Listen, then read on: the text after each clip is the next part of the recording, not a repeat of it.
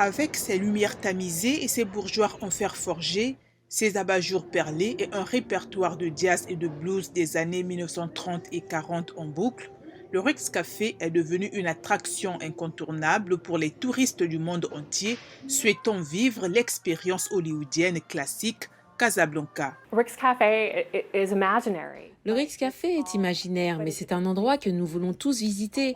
Nous voulons tous entrer, nous voulons tous être parmi les réfugiés, nous voulons jouer. Je pense que quand ils ont fait le film, ils n'avaient pas l'intention de faire de la propagande. Ils voulaient faire une sorte de film noir en temps de guerre, avec une histoire d'amour captivante.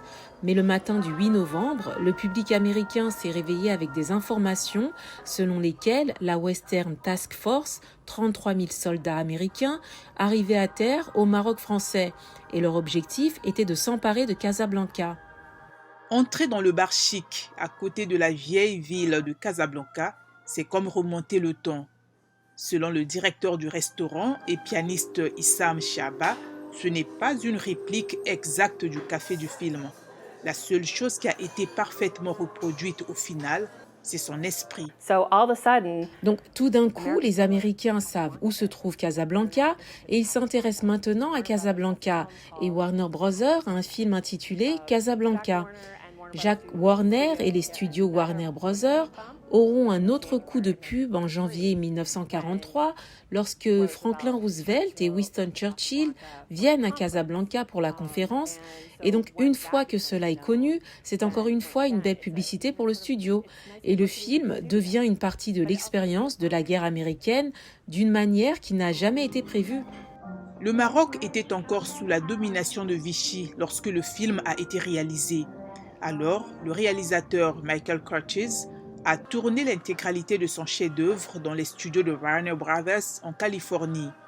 Des décennies plus tard, l'ancienne diplomate américaine Kathy Krieger a ouvert un vrai Rex Café à Casablanca même, en hommage au film. Les touristes y affluent à la recherche de l'esprit de la discothèque emblématique et fictive d'Humphrey Bogart, 80 ans après la sortie sur grand écran du film classique de guerre Casablanca.